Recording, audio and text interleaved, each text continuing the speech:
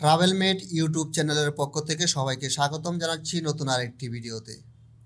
আজকে আমরা দেখব মালয়েশিয়া ট্যুরিস্ট ভিসার জন্য কিভাবে নিজে নিজে আবেদন করা যায়।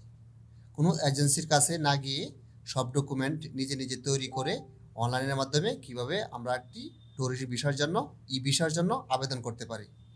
এটি সম্পূর্ণ প্রসেসটি আজকে আমরা এই ভিডিওতে তুলে ধরার চেষ্টা করব। তাই ভিডিওটি প্রথম থেকে শেষ পর্যন্ত যারা দেখবে আশা করি প্রত্যেকেই নিজে নিজে ঘরে বসেই তাদের এই ট্যুরিস্ট ভিসার জন্য আবেদন করতে পারবে।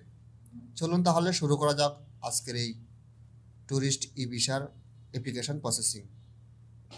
এই ভিসা প্রসেসিংয়ের জন্য যেসব ধরনের ডকুমেন্টের প্রয়োজন পড়বে আমরা এসব তথ্য পেয়ে যাব এই ওয়েবসাইটটি থেকে।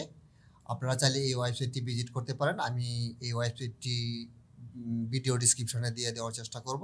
আপনারা এখান থেকে প্রয়োজনে চেক করে নিতে পারেন। এখান থেকে ডকুমেন্ট অপশন থেকে আপনারা এই ভিসাগুলো ডকুমেন্টগুলো দেখে নেবেন।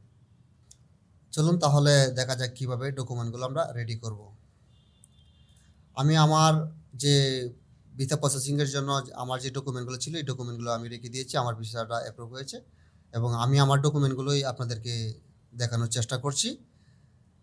আপনাদের যে পাসপোর্ট আছে পাসপোর্টটা এভাবে স্ক্যান করে নেবেন, ইনফরমেশন কপি এবং ছবি সম্বলিত যেই ভিসাটি আছে দুটি একসাথে স্ক্যান করে একটি কপি করে নেবেন, হয় পিডিএফ অথবা জেপিজি। যারা ব্যবসায়ী আছেন তাদের ব্যবসায়িক আইডি কার্ডটি এভাবে করে নেবেন, বিজনেস কার্ডটি যদি ডাবল পিসটা হয় এভাবে এক পিসটা নিয়ে আসবেন। যারা ফ্রিল্যান্সার আছেন তাদের এই ফ্রিল্যান্সার আইডি কার্ড ব্যবহার করতে পারেন। যদি ফ্রিল্যান্সার আইডি কার্ড না থাকে তারা তাদের যেই মার্কেট প্লেসে কাজ করেন এই মার্কেট প্লেসের স্ক্রিনশট ব্যবহার করতে পারেন। আবার যারা এইটা প্রত্যেকেরই লাগবে একটি করে কভার লেটার, এইভাবে একটি কভার লেটার করে নেবেন। যদি আপনার ব্যবসায়ী হন তাহলে আপনার ব্যবসায়ী যে প্যাড আছে প্যাডের মধ্যে প্রিন্ট করে নেবেন, অন্যথায় এটি শুধু একটা কভার লেটার হিসাবে থাকবে। আবার ব্যাঙ্ক স্টেটমেন্ট আপনারা এই ডকুমেন্টটি ব্যাঙ্ক থেকে পেয়ে যাবেন। যদি ব্যাঙ্ক স্টেটমেন্টে আপনার একাধিক পেজ থাকে তাহলে আপনার একটি পিডিএফের মধ্যেই সবগুলো পেজ অন্তর্ভুক্ত করতে হবে, কারণ এখানে ফাইল আপলোড করার সময় একটি ফাইলে আপলোড করার সুযোগ থাকবে, দ্বিতীয় কোনো ফাইল আপলোড করার সুযোগ থাকবে না। তাই যদি একের অধিক ফাইল থাকে তাহলে একটা পিডিএফের ভিতরে সবগুলো পেজ দিয়ে দিবেন। পাশাপাশি যে জিনিসগুলো সবচেয়ে বেশি গুরুত্বপূর্ণ হোটেল বুকিং এবং এয়ার টিকিট। যদি আপনাদের কোনো হোটেল বুকিং না করতে পারেন, কারো সমস্যা হয় হোটেল বুকিং করতে, তাহলে আপনারা booking.com থেকে করে নেবেন। যদি না করতে সমস্যা হয় তাহলে আপনারা এইভাবে একটি গুগল থেকে কোনোভাবে সংগ্রহ করে নামগুলো এডিট করে চালিয়ে নিতে পারেন। যেমন আমি আপনাদেরকে একটা এয়ার টিকিট দেখাচ্ছি। আমার যে এয়ার টিকিটটি এটি মূলত একটি ডামি এয়ার টিকিট, আমি নিজে তৈরি করেছি। আমার আগে একটি টিকিট ছিল, ওই টিকিটটি এডিট করে জাস্ট সময় এবং তারিখগুলো চেঞ্জ করে আমি সাবমিট করেছি এবং আমার বিষয়ে অ্যাপ্রুভ হয়েছে, এতে কোনো সমস্যা হয় নাই। এবং আমার পরিচিত আরও কয়েকজন এরকমভাবে কাজ করেছে, আমি দেখছি কিন্তু তাদের সমস্যা হয় নাই। এরপর আসেন আমরা ভিসা হিস্ট্রি।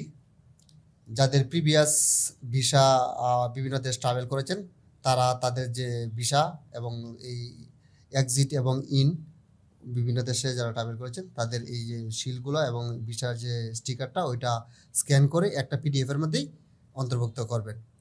এরপর যারা ট্রেড লাইসেন্স, যেমন আমার এই ট্রেড লাইসেন্সটিও মূলত আমার ট্রেড লাইসেন্সটি মূলত আছে, বাংলায় আছে কিন্তু ইংলিশে নাই, এটা আমি বানিয়ে নিয়েছি। আপনারা এভাবে ডামি হিসেবে বানিয়ে নিতে পারেন। এরপর আদার্স ডকুমেন্ট বলতে গেলে এখানে এই যে কভার লেটার, তারপরে business card, freelancer ID card, trade licence, আমার স্ক্রিনশট, এগুলোই মূলত হচ্ছে আদার্স ডকুমেন্টের মধ্যে আসে। যারা স্টুডেন্ট আছে স্টুডেন্ট আইডি কার্ড জমা দিবেন। এরপর এই ফাইলগুলোই আমরা অনলাইন অ্যাপ্লিকেশনের সময় আমরা ব্যবহার করব। এর ভিতরে আরেকটা জিনিস আমরা করেছি, এনওসি, নো অবজেকশন সার্টিফিকেট। যারা বিভিন্ন প্রাইভেট ব্যাংকে জব করেন তারা এরকমভাবে একটি এনওসি ক্রিয়েট করে নেবেন, অথবা আপনারা যেই কোম্পানিতে চাকরি করেন ওই কোম্পানি থেকে এই সার্টিফিকেটটি সংগ্রহ করবেন যে আপনি ভ্রমণ করলে আপনার কোম্পানি থেকে কোনো অভিযোগ নেই, কোনো সমস্যা নেই, আপনি ভ্রমণ করতে পারেন। এই অনুমতিটা আপনার অফিস থেকে নিয়ে নেবেন এবং প্রত্যেকটা ডকুমেন্টই অবশ্যই ইংলিশে করতে হবে। চলুন আমরা দেখি কিভাবে আবেদনটি করব।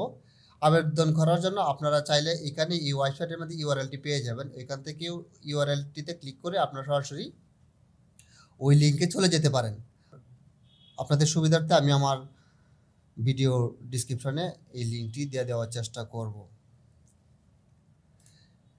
এই হচ্ছে ওয়েবসাইটটি যেখানে আমরা অ্যাপ্লিকেশনটি করব। অ্যাপ্লিকেশনটি শুরু করার জন্য প্রথমে আপনাকে এই ওয়েবসাইটের মধ্যে একটি রেজিস্ট্রেশন করে নিতে হবে। এই রেজিস্ট্রেশনের জন্য আপনার এই অ্যাপ্লাই নাও বাটনে ক্লিক করে আপনি রেজিস্ট্রেশনটি করে নেবেন। আপনার ফোন নাম্বার, ইমেল অ্যাড্রেস এগুলো ইনফরমেশন ব্যবহার করে, পাসপোর্ট নাম্বার এগুলো তথ্যগুলো দিয়ে আপনি রেজিস্ট্রেশন করে নেবেন।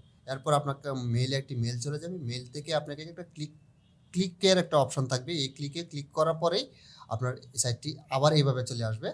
তারপর আপনাকে লগ ইনে ক্লিক করে আপনার কাজটি শুরু করতে হবে। লগ ইনে ক্লিক করার পর পাসওয়ার্ড দিবেন। এগুলো দেওয়ার পর আপনার ওয়েবসাইটটি এভাবে চলে আসবে। অ্যাপ্লাই নাওতে ক্লিক করতে পারি। অ্যাপ্লাই নাও ক্লিক করার পর আমরা এখান থেকে আমাদের যে ভিসা আপনি অ্যাপ্লিকেশন করবো সেটা আমরা চুজ করে নিব। যেমন স্টুডেন্ট ভিসা আছে, মেডিকেল ভিসা আছে, তারপর ট্যুরিস্ট ভিসা আছে। আমরা যদি আমরা ট্যুরিস্টের জন্য আবেদন করছি তাই ট্যুরিস্ট ভিসাতে ক্লিক করব, প্রসেসিংয়ে ক্লিক করব। প্রসেসিংয়ে ক্লিক করার পর এখানে আপনাকে বলছে ছবি আপলোড করার জন্য। আপনার ছবিটি অবশ্যই হোয়াইট ব্যাকগ্রাউন্ডের মধ্যে হতে হবে। ছবির সাইজটি আমি আবার বলে দিচ্ছি, 35/50 mm।